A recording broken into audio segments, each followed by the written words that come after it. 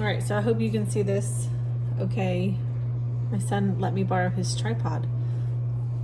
So we are gonna do 250 of starter. So again, here's my bubbly starter. So I've turned on my scale, I've zeroed it out, and we're gonna do 250 grams of starter. I'm just gonna pour it out of here, out of the weck jar, and I'll clean up the sides later.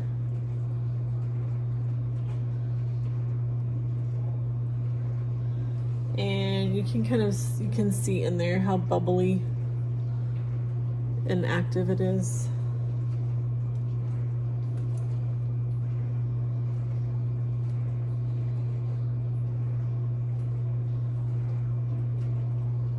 Okay, 251, that'll work. Then I'm gonna zero out my scale, and I'm gonna add 315 grams of water. Again, I'm using the alkaline water from Sam's. I don't know that it matters. I just think it, for my preference, I think it makes the sourdough taste a little bit better. You can find any recipes online that you like, but this is the one that I have liked. So 315 of water.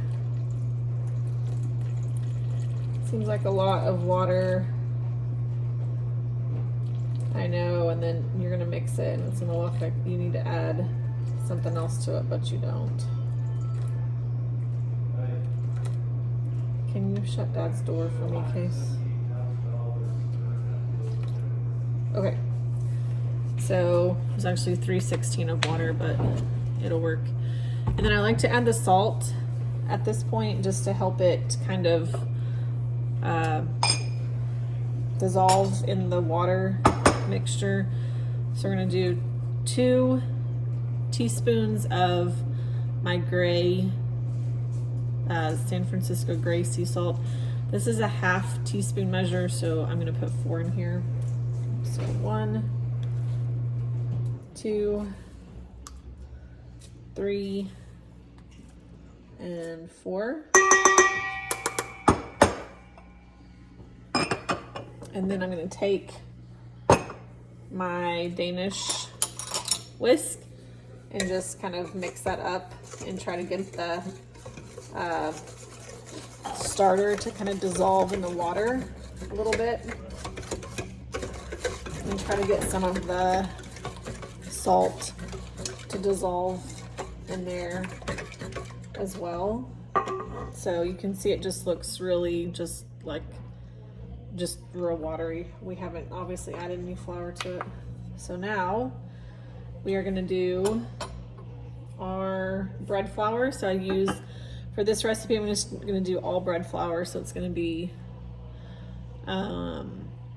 226, if you're doing the other recipe of all-purpose, 340 of bread flour. I'm just gonna combine that all together. So that's 566 grams of bread flour. So I already zeroed out my scale. Again, you just want to make sure that there's nothing touching around the sides of it that are going to impact the weight. If you notice it's not zeroed out, that may be why. So we're looking for 566 grams of bread flour.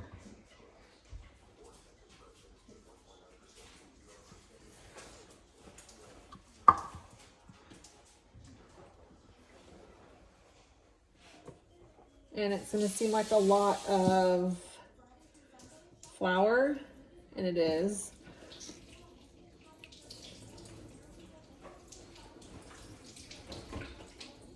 Oh, 576, I'm just gonna take out until I get to 566. All right, 566. There we go. Okay.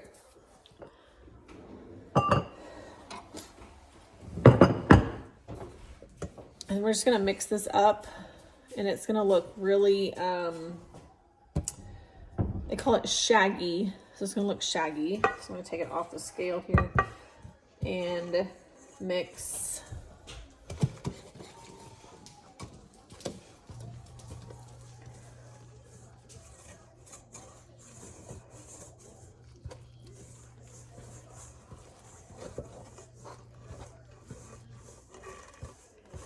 So you can tell it starts to get harder to mix. At this point, I like to kind of scrape the sides of this because otherwise it's gonna be hard to get off later when it dries.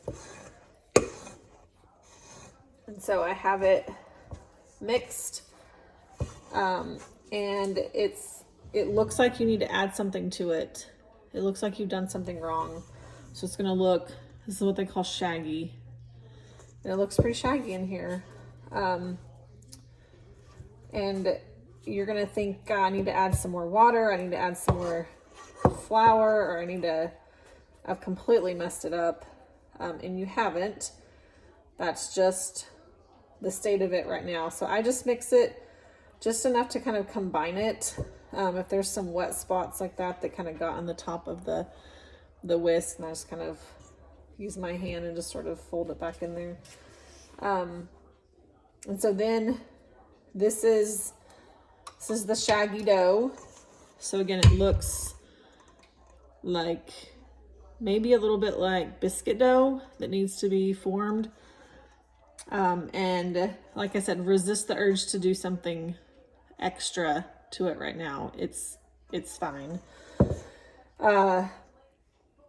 It'll form, and I'll show you more of what I do. So at this point, if you have a mixing bowl that has a lid on it, put the lid on it, press it down real tight. If you don't, I've used tea towels and it works out. You could put saran wrap over it. I find that the less amount of air that gets in here, the better. So it's 8:30 right now. So around 9:30, I will come back and show you how to do some stretch and folds.